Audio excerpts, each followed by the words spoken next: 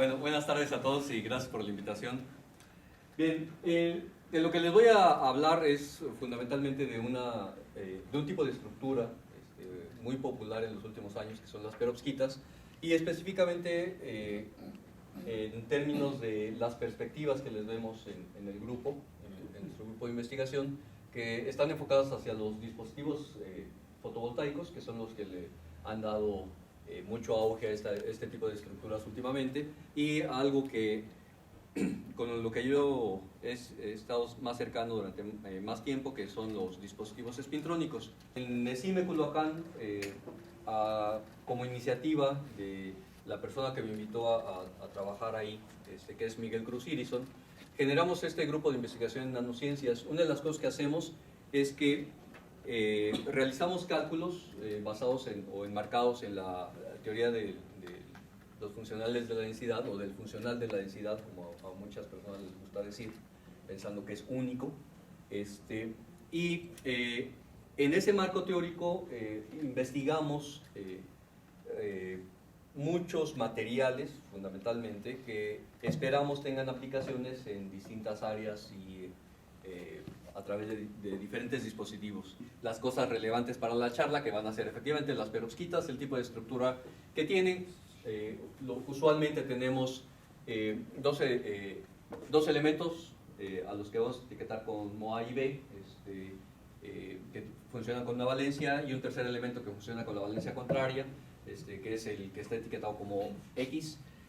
La gran ventaja que tienen las perovskitas es que, dependiendo de los elementos químicos que utilizamos para construir a la perovskita, la cantidad de propiedades físicas se van multiplicando, de tal suerte que tienen la posibilidad de ser útiles en diferentes áreas, ¿no? En particular pueden ser útiles en las celdas de combustible, como los electrodos o como el electrolito, dependiendo del tipo de celda de combustible, o como dispositivos electrónicos en los que se explota el spin del electrón, de tal suerte que ahí es donde entra la espintrónica, o bien en los últimos años como dispositivos fotovoltaicos. De tal suerte que podemos ir permeando diferentes áreas, desde la física, la biología, la computación, las comunicaciones, la electrónica, todo ello a través de estas perovskitas. Las perovskitas son una mugre como la que se está proyectando ahora. Decía una amiga que es la piedrita con la que trabajo, ¿no? Más que piedrita es algo,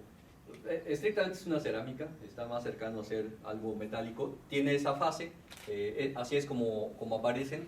Y estas perovskitas no solamente son populares durante los últimos años en las áreas que mencioné, también para los geólogos actualmente son muy populares, porque resulta que son abundantísimas en algunas de las capas del planeta, ¿no?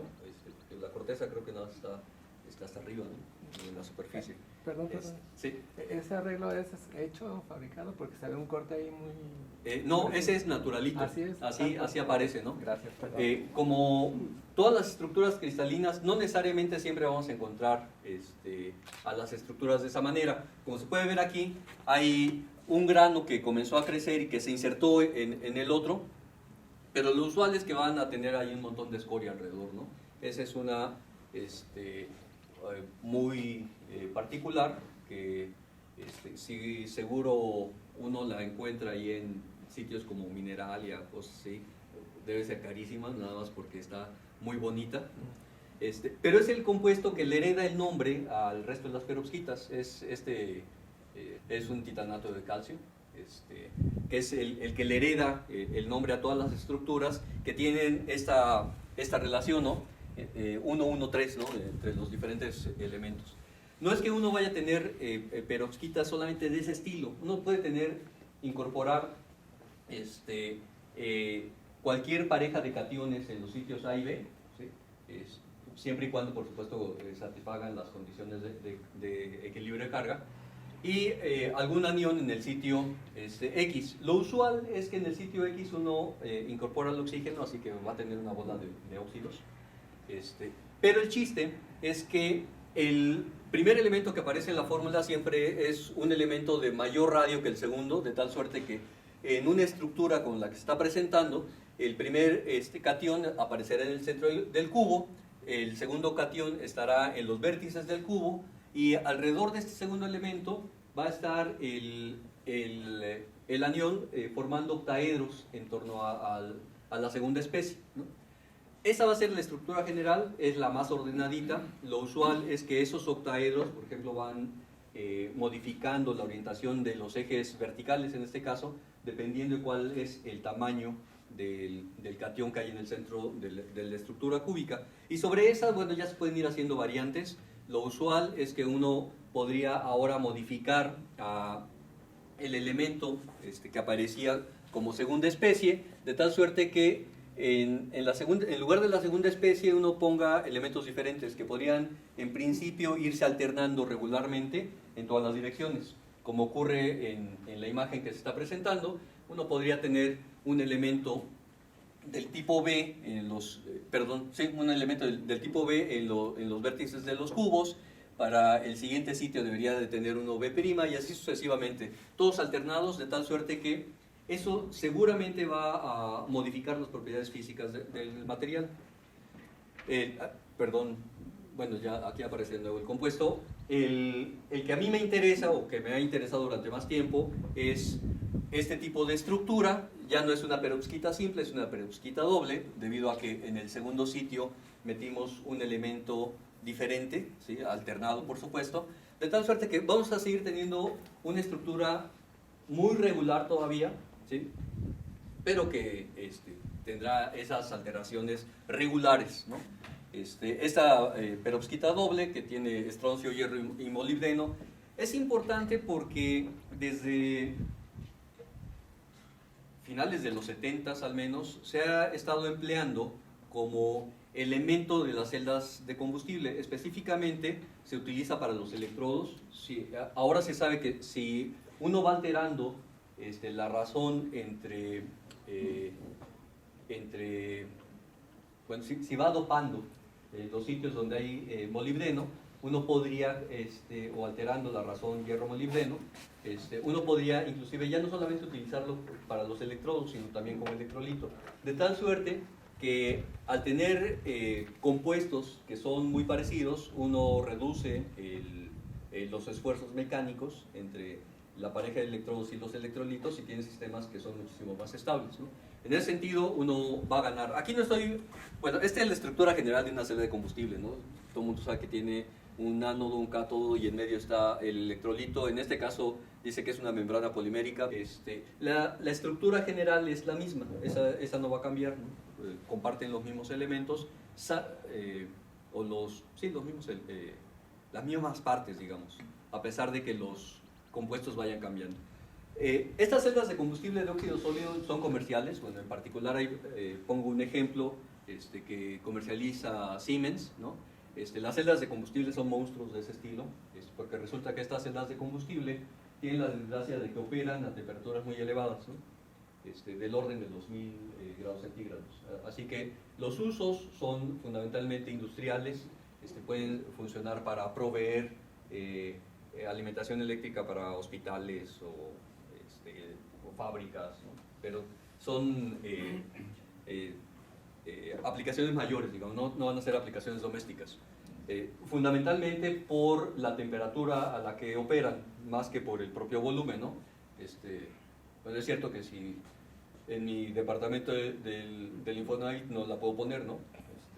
No va a haber espacio, ¿no? O está la celda de combustible o vivo ahí, ¿no?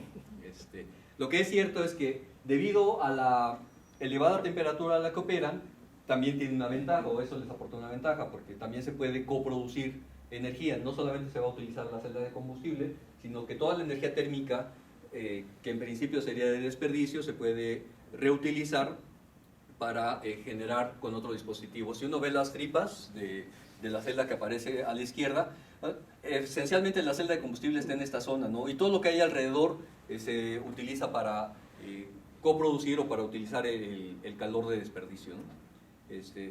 Fabricantes de este tipo de celdas hay un montón, ¿no? Ahí a lo mejor desde atrás no se alcanza a ver, pero bueno, está desde la misma Siemens que mencioné, hay un montón de compañías japonesas, chinas, más alemanas, ¿no?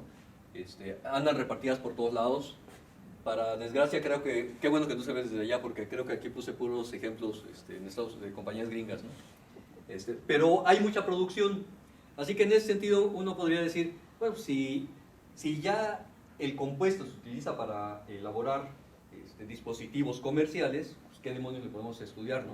Bueno, resulta que esta doble perovskita, a pesar de que se utiliza tanto, cuando se utiliza o cuando se incorpora en los electrodos, se tiene una secuencia de capas de este estilo, de tal suerte que aquí tengo justamente al compuesto de estroncio, hierro, molibdeno y oxígeno, y tiene esta estructura, son capas, ¿sí? Es que esta va a servir como uno de los electrodos. Este es otro de los electrodos, este tiene lantano, estroncio y no me acuerdo cuál es el otro par, de tal suerte que en medio hay un electrolito. Vean que la estructura es una estructura policristalina, de tal suerte que algo que debemos de demandar de este tipo de compuestos que se van a utilizar para esa aplicación es que si van a estar funcionando, no importa si son como electrodos o como electrolitos, debo de tener la razón adecuada entre la conductividad iónica y la conductividad eléctrica, ¿sí? Dependiendo de en qué sitio lo voy a utilizar. Específicamente si son los electrodos, necesito tener una buena razón entre la conductividad electrónica y la conductividad iónica, porque se van a estar moviendo las dos especies. Los portadores de carga hacia aquello que voy a alimentar, mientras que los iones deben de migrar de un electrodo al otro a través del electrolito. Así que, bueno, tenemos esta estructura granular de tal suerte que tampoco es del todo claro si la difusión iónica se está dando a través del material o se está dando en las fronteras de grano. Entonces, bueno, ahí hay un área en la que podemos trabajar. Y el motivo es que, justamente porque son compuestos que ya se utilizan comercialmente, pues todo es secreto, ¿no? Cuando buscamos, a pesar de que hacemos solamente cálculos, como afortunadamente siempre están los estudiantes que nos van empujando ahí para hacer cosas distintas, un día llegó un par de los estudiantes y me dijeron, nosotros queremos hacer experimentos, ya chole con estar haciendo solo cálculos, ¿no? Entonces tuve que buscar a alguien que los apoyara, y cuando encontramos a alguien que en principio ya estaba sintetizando el compuesto, fueron los estudiantes y se dieron cuenta de que el proceso de síntesis no es enchilate otra, ¿no? Su primer frustración fue que no se encontraron con que iban a estar sintetizando kilos del material, ¿no? Lo que lograban sintetizar eran como 20 miligramos, ¿no? Y con eso había que hacer pruebas además, ¿no? Y bueno, ya quedó satisfecha su curiosidad. Uno de ellos sigue con la necedad, es el que anda exiliado ahí en la UNAM, ¿no? Haciendo el doctorado, y además está trabajando con este compuesto, ¿no? Por supuesto que ahora está haciendo la búsqueda por otro camino, ¿no? Bueno, hasta aquí, esto es la parte que tiene que ver con las dobles perovskitas en el ámbito de las celdas de combustible. Una de las cosas adicionales que tiene este compuesto es que, además de que está utilizando para esa aplicación y que de alguna manera ya estaba caracterizado con estas carencias que mencionaba hace un momento, resulta que tiene una peculiaridad. El material, cuando está muy bien estructurado, si uno lograra tener un monocristal, ¿sí? El monocristal porque sería más fácil medir, pero aún en las muestras policristalinas se puede notar, resulta que cuando uno examina el comportamiento de los conductores, de los portadores de carga, el material hace diferencia entre aquellos portadores de carga que tienen spin hacia arriba o aquellos que tienen spin para abajo. Para uno de los canales de spin, el material es conductor, mientras que para el canal de spin contrario es un semiconductor, tiene una brecha de 1 punto y cachito, ¿no? Y como tiene esa peculiaridad, decimos que es un material medio metálico, ¿no? Hasta ahí podría decir, bueno, ¿y eso para qué? Resulta que esta peculiaridad de los materiales, que no es el único, hay mucho más que son medio metálicos, pueden tener implicaciones en la electrónica, ¿sí? Como antecedentes, bueno, pues lo que se tiene es esa popular ley de Moore que nos dice que cada intervalo regular de tiempo resultaba que la densidad de elementos de dispositivos electrónicos se incrementaba por pulgada cuadrada, de tal suerte que va a llegar un momento en el que ya no vamos a poder seguir incrementando la densidad de elementos de circuito por pulgada cuadrada, ¿no? Y el motivo es que si estamos incrementando la densidad, cada elemento de circuito necesita ir reduciendo las dimensiones y el volumen, por supuesto, que ocupa. De tal suerte que va a llegar un momento en el cual las dimensiones van a estar cercanas a los diámetros atómicos, ¿no? Así que no podemos seguir incrementando cuanto se nos pegue la gana la necesidad de estos circuitos, ¿no? Es lo que nos dice la ley de Moore, que cada 2 años esa densidad se va duplicando, ¿no? Paralelamente, además de este conflicto en términos del diseño de circuitos que está vinculado con las dimensiones espaciales, hay otro conflicto que también lo presenta como una ley, ¿no? Ninguno de los dos es una ley, nada más es la observación de cada uno de estos cuates acerca de la regularidad que está teniendo el comportamiento del desarrollo, ¿no? Esto que se conoce como la ley de Kumi tiene que ver con cuánta energía se está disipando, ¿no? Se está disipando en los elementos de circuito, que eso también es un conflicto, ¿no? Y quien no lo vea como un conflicto, pues nada más tiene que ver o tocar, sea el teléfono o la tableta o la laptop cuando está trabajando, ¿no? Ciertamente cada vez demandan más velocidad, o demandamos pues, y queremos que la batería se cargue rápido, ¿no? Que dure todo el tiempo posible, ¿no?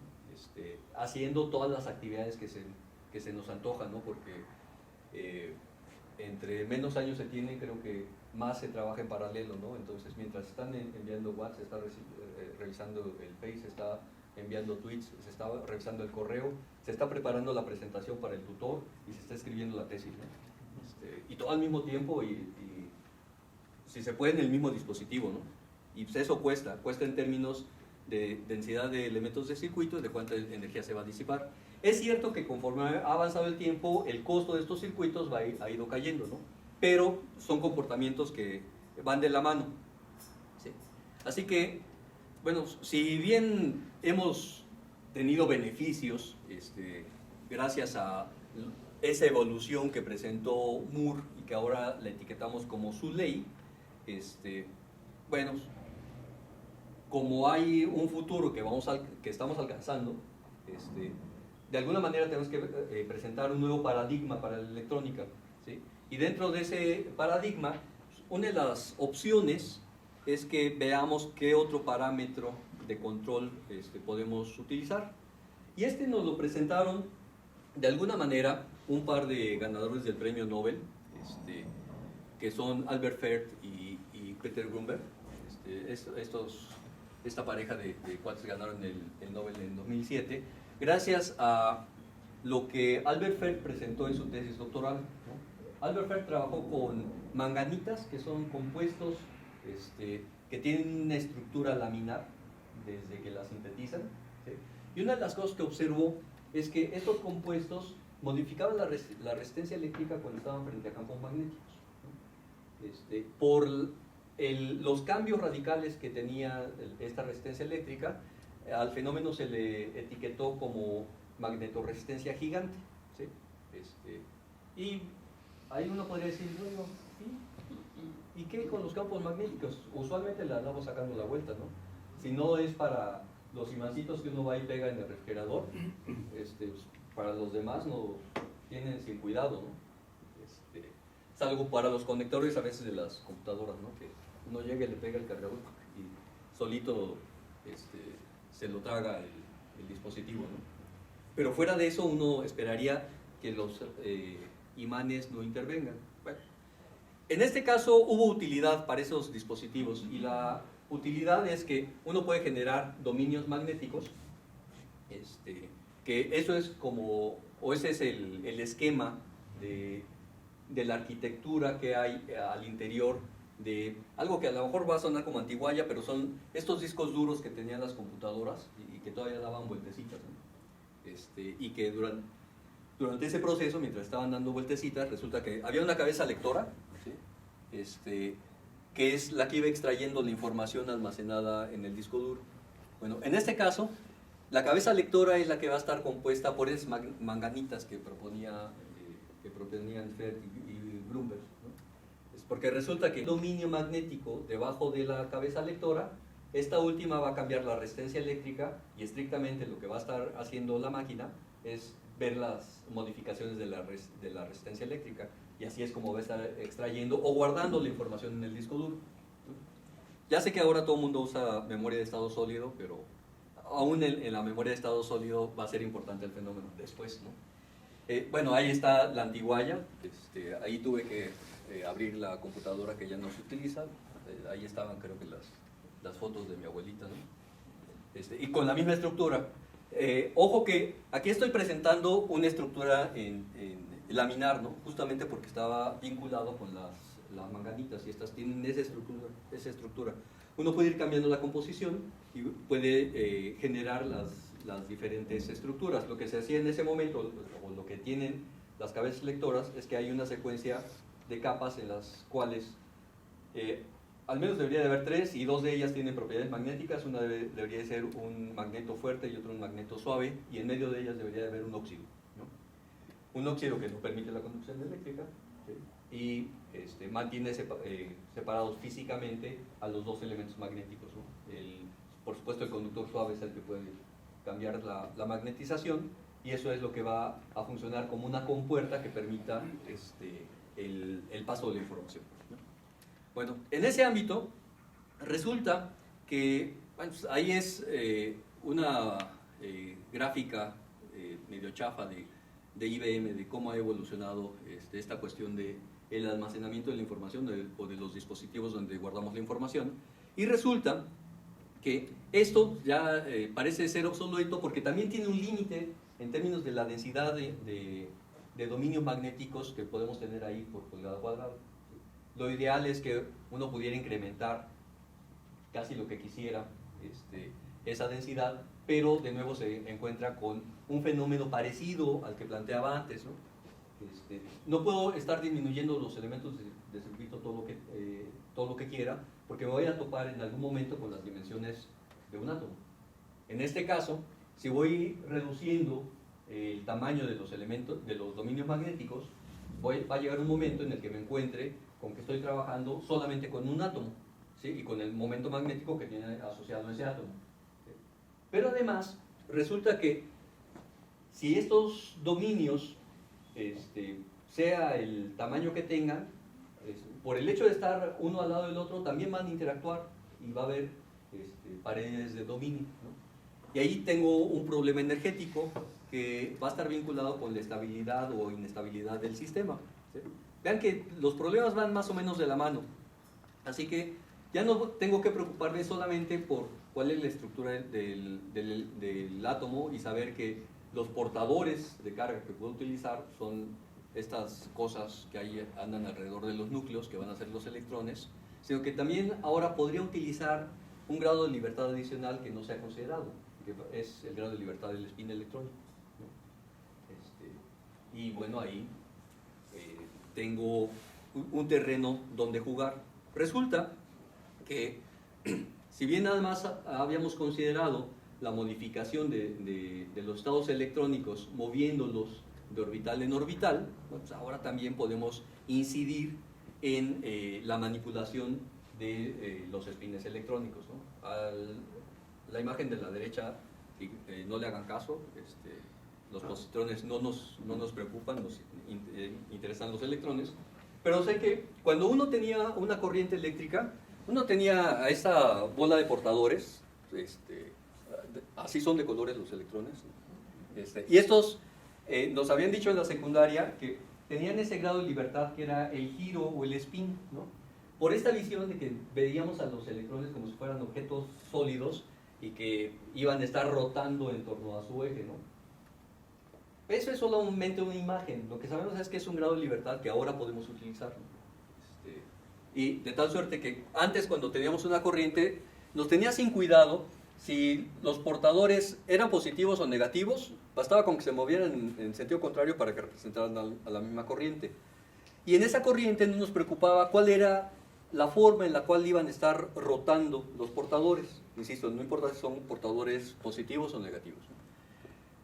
Unos podrían estar rotando en torno a un eje vertical, ¿sí?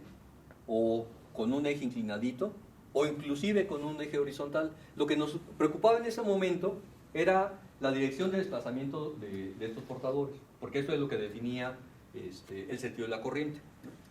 Ya la magnitud, bueno, tenía que ver con cuántos de estos portadores estaban moviendo por unidad de área y por unidad de tiempo, ¿no? Pero ahora lo que nos interesa es justamente trabajar con este nuevo estado que va a estar vinculado con cada uno de los portadores, ¿no? De tal suerte que a lo mejor ahora no nos interesa tener ya no solamente corrientes elevadas, sino que ahora podríamos inclusive atrevernos a pensar en que vamos a estar manipulando electrón por electrón, ¿sí? En una de esas corrientes, donde además de la carga vamos a tener este nuevo grado de libertad, ¿sí? Y sea que el spin esté apuntando hacia arriba o que esté apuntando hacia abajo, pues le podemos poner la etiqueta que se nos pegue la gana, ¿no? Nada más para poder diferenciarlos, ¿no? Bueno, con todo este escenario, resulta que en todo este ámbito de la electrónica vamos a tener más elementos que deberíamos de considerar para ir generando dispositivos, además de las cargas de los portadores, ¿no?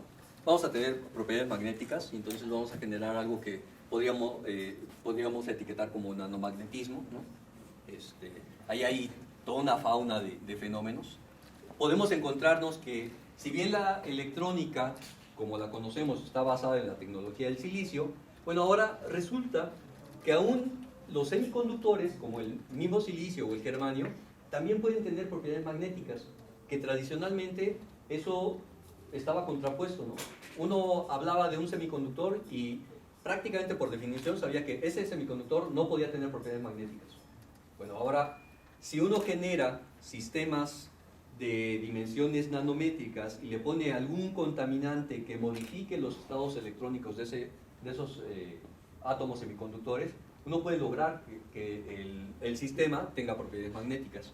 Más aún, pues, junto con esa combinación entre propiedades magnéticas y que pueden estar vinculadas con los metales o con los semiconductores, uno también podría generar propiedades ópticas, ¿no? De tal suerte que vamos a generar toda una rama de la electrónica que vamos a conocer como el spintrónica, porque vamos a incorporar ese elemento de control, y podemos incidir en diferentes áreas. Bueno, podemos tener este comportamiento magnetorresistivo que mencionaba hace un momento.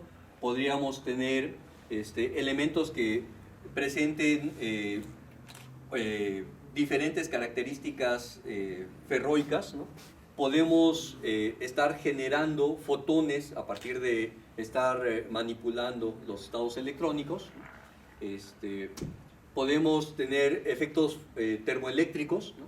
Que a través del efecto Seebeck, por ejemplo, ¿sí? En fin, hay toda una variedad de fenómenos. Bueno, todo esto viene a colación, que ahora voy a regresar al compuesto que me interesa, que les había dicho que este compuesto tenía como característica que era un medio metal.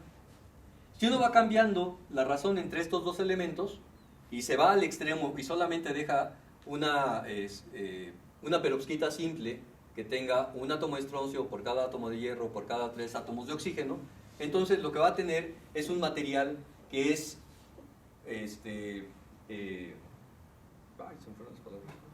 conductor, que además es ferroeléctrico, ¿sí? A diferencia de lo que ocurría si me deshago de todo el hierro y dejo una perovskita simple que tenga un átomo de estroncio por cada átomo de molibdeno por 3 átomos de oxígeno. En ese caso voy a tener un material que es conductor, pero que es antiferroeléctrico, antiferromagnético, ¿no? ¿Okay? Entonces, al menos ahí la propiedad magnética la estoy modificando, cambiando o yéndome a los extremos de las dos perovskitas simples que dan origen a la perovskita doble con la que estoy trabajando, ¿sí? Más todavía, resulta que este compuesto, en el que el hierro y el molibdeno están en una razón 1 a 1, pues resulta no solamente ser medio metálico, ¿sí? también tiene una respuesta magnetorresistiva, ¿sí? Pero mucho mayor que la respuesta que tenía Fer en sus manganitas, ¿no? Al menos 2 o 3 órdenes de magnitud más elevada, de tal suerte que le tenemos que cambiar el adjetivo a la magnetorresistencia. En lugar de ser gigante, ahora es colosal, ¿no? Bueno, esto le abre el campo para que ese mugre compuesto, o todas las variedades que pudiera generar, nada más modificando la razón de los dos elementos, de los dos metales de transición que hay ahí, tenga aplicaciones en diferentes ámbitos, ¿no? ¿Sí? No necesariamente en la parte fotovoltaica que ponía en el título, pero sí en la parte de la espintrónica que mencioné. ¿Sí? Bueno, haciendo otro corte intermedio, resulta que esta es la tabla que todo mundo que hace fotovoltaicos nos presenta, ¿no? Es la referencia de cómo han ido evolucionando los materiales a lo largo de los años y recurriendo a diferentes materiales. En particular, a mí me interesa, bueno, ahí está la referencia, ¿no? Es el Laboratorio Nacional de Energías Renovables, pero me interesa lo que ha ocurrido en los últimos años. Vean que, bueno, por acá está la clave para cada una de las cosas que se ha utilizado, y por supuesto que se ha utilizado silicio, se ha utilizado teluro de cadmio, todos los semiconductores tradicionales, ¿no? Que de hecho van ahí con las etiquetitas usuales. Pero me interesa particularmente este conjunto de puntos, porque resulta que en los últimos 7 años, lo que se ha logrado es que, recurriendo a celdas fotovoltaicas que incorporan perovskitas de diferente tipo, no de las de hierro molibdeno, ¿no? Pero perovskitas a final de cuentas, porque lo que me interesa es la estructura, han logrado que, al menos a nivel laboratorio, la eficiencia vaya desde un tímido 3% que tenían al inicio hasta el 22%. ¿Sí? Que uno podría decir, bueno, una eficiencia del 22% es cualquier cosa, sí, pero resulta que si uno le hace caso, aquí ya no sé dónde quedó, pero al teluro de cadmio, que en una de las curvas andaba, creo que es esta, bueno, me parece que es esa, pero si uno ve el extenso, o sea, a este material binario le tomó 40 y casi 50 años que mediante su empleo se llegara a una eficiencia de ese estilo, ¿no?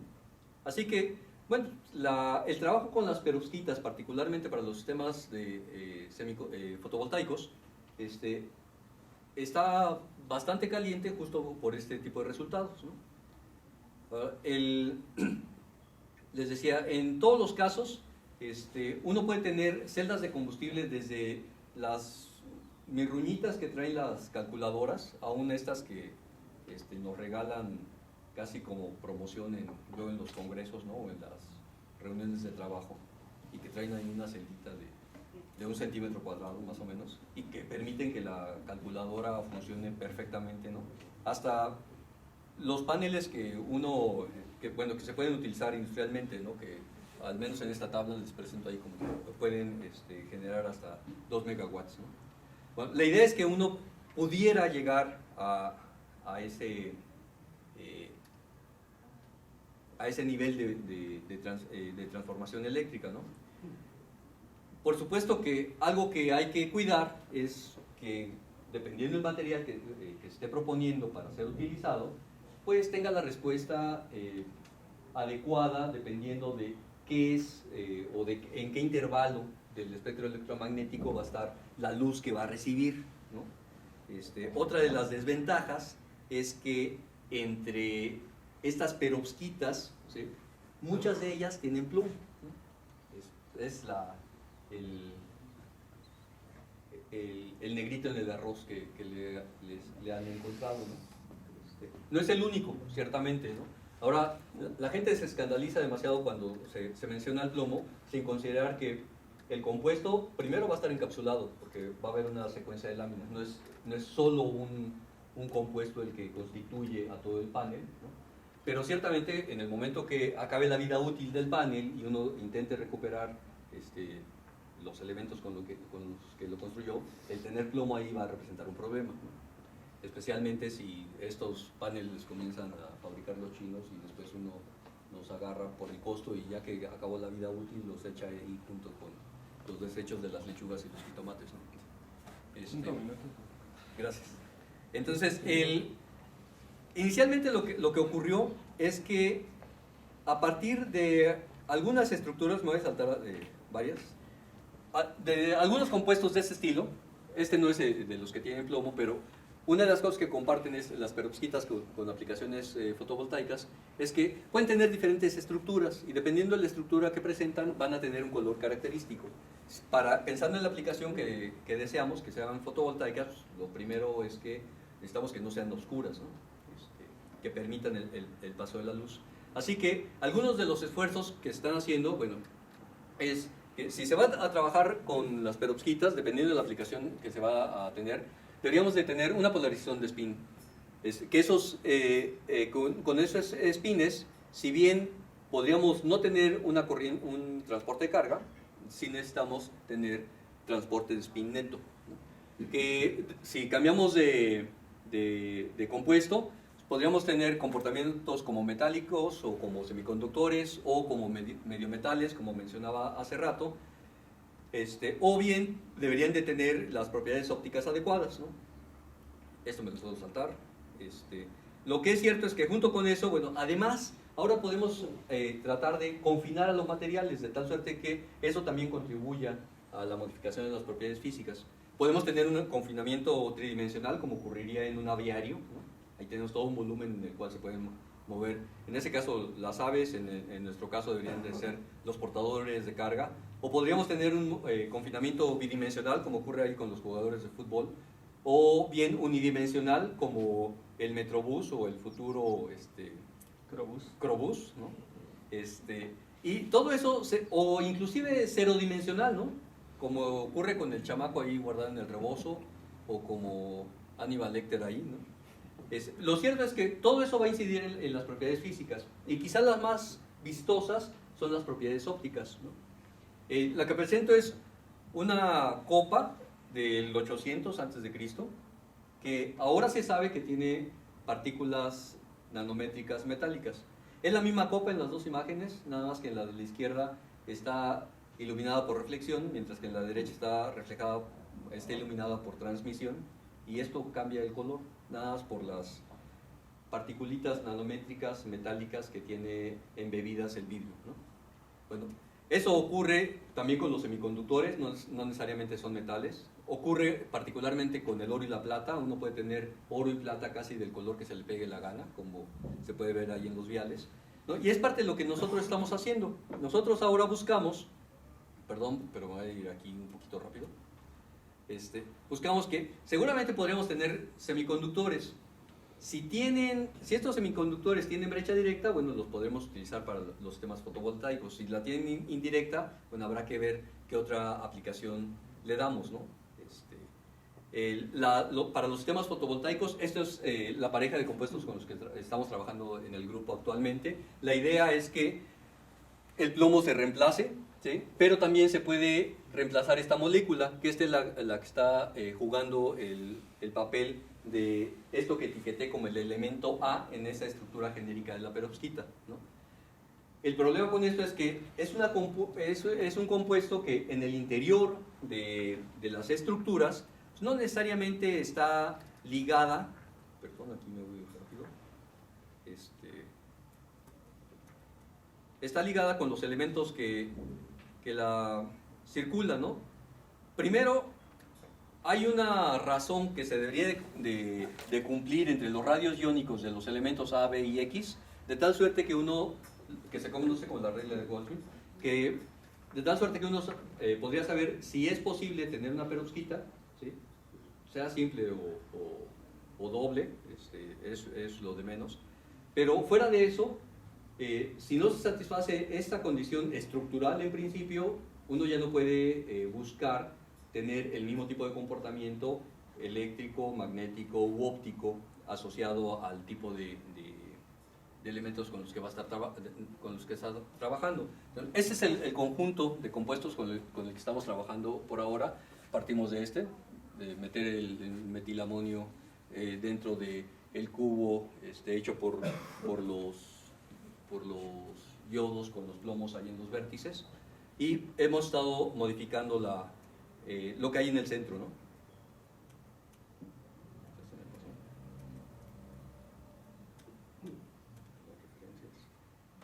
Grosso modo lo que tenemos es esto. Aquí no está completa la estructura, nada más por claridad. Lo que estamos modificando es la orientación de lo que ponemos como, ya no es un elemento, ya no es solamente aquello que etiquete como A, sino toda esta molécula. En principio, en el material de envuelto, esa molécula está moviéndose para todos lados, no está enlazada directamente, y es lo que estamos estudiando, ¿no? Proponiendo una estructura muchísimo mayor, donde podemos ir jugando con las diferentes orientaciones para que los resultados que obtengamos con estas estructuras, sea en bulto o en este caso ya en pequeñas capas, nos refleje o debería de reflejarnos el comportamiento que tienen los materiales cuando va y se miden estructuras policristalinas, ¿no?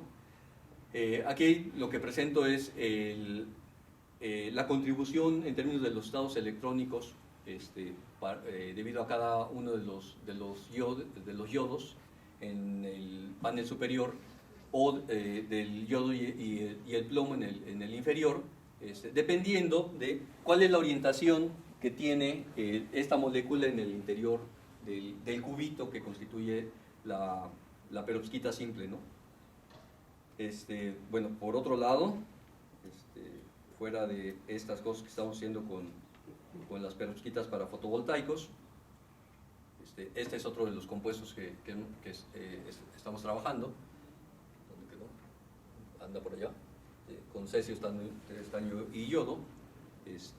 Y además, pensando en que podemos manipular las propiedades electrónicas de la perovskita que presentaba al inicio. Esto es el comportamiento en bulto, tiene una brecha para uno de los canales de spin, mientras que es conductor para el otro canal de spin. Bueno, pues ahora estamos haciendo algunas capas delgadas con estas, este es el bulto de las perovskitas por separado, pero para las capas delgadas podemos ir modificando las propiedades electrónicas, pensando en que ahora podemos hacer conjuntos de capas de los diferentes materiales, debido a que van a tener parámetros de celda equivalentes, de tal suerte que podríamos proponer dispositivos en los que el comportamiento del spin de los portadores sea importante para proponer dispositivos electrónicos o spintrónicos, ¿no? Identificamos cuáles son las magnitudes y las orientaciones de los momentos magnéticos en cada uno de los compuestos. Cuando ya confinamos a cada uno de los compuestos, tenemos una capa delgada del compuesto original o capas delgadas de las perovskitas que les dan origen, y bueno, eso va modificando los momentos magnéticos de los diferentes elementos, pero particularmente inducen momentos magnéticos en los átomos de oxígeno, ¿no? Algo que en el bulto no ocurriría, ¿no? Y bueno, eso es lo que hacemos en términos de las perovskitas. Y nada más como comercial para cerrar, otra parte del grupo lo que hace es trabajar con semiconductores porosos, puede ser silicio o germanio. Hay quien está haciendo sistemas confinados como alambres de diamante para ver las propiedades vibracionales o las propiedades ópticas. Para este mismo tipo de alambres, que pueden ser además de carburo de silicio o de germanio, se va explorando cuál es la modificación de las propiedades electrónicas cuando se les van poniendo algunos contaminantes. En el caso de los poros, perdón, de los alambres, en la superficie, todo esto que hay en la superficie son hidrógenos. Eso se puede ir modificando para cambiar el comportamiento electrónico. En particular, se puede saturar esos enlaces sueltos con iones de litio, pensando en que estos alambres, que se crecería perpendicularmente a la pantalla, sean útiles en la implementación de baterías de iones de litio. O bien, podríamos tener sistemas porosos, ¿sí? En este tipo de poros se puede ir cambiando el hidrógeno por flúor, como en el caso de la derecha, o bien podríamos tener oxígeno o bien parejas oxígeno-hidrógeno, ¿sí? Y esto va a ir modificando las propiedades electrónicas, de tal suerte que, bueno, aquí tengo los 4 poros mostrados previamente, y vean que de tener una brecha cuando de un tamaño cercano a los 4 electronvolts, cuando el poro estaba saturado solamente con átomos de hidrógeno, en el momento que relaciones entre de oxígeno e hidrógeno, bueno, resulta que la brecha se va cerrando, ¿no? La utilidad que podría tener este tipo de saturadores, sea en los poros o en la superficie de los alambres, es pensar en que estos permitieran detectar algunas moléculas, particularmente gases que sean tóxicos, ¿no? Y que no necesariamente sean visibles, ¿no? O que estén en concentraciones muy bajas, ¿sí? Y bueno, una de las cosas que estamos haciendo, no con estos semiconductores, sino con otro tipo de perovskita, es pensar en la posibilidad de detectar acetona, ¿no? Que la acetona es uno de los subproductos que caracterizan a los diabéticos. Por ejemplo, los diabéticos producen más acetona de la que producimos normalmente, y bueno, podría ser un elemento de detección no invasivo, ¿no? Para no estar picoteando ahí a la gente que tiene niveles de glucosa elevados. Y bueno, todo esto es lo que estamos haciendo, lo hacemos todo el grupo. Nada más déjenme poner al final una imagen de los compañeros. Aquí aparece Miguel Cruz, que es el que nos invitó inicialmente, y están ahí, estamos todos nosotros y el grupo de estudiantes. Gracias.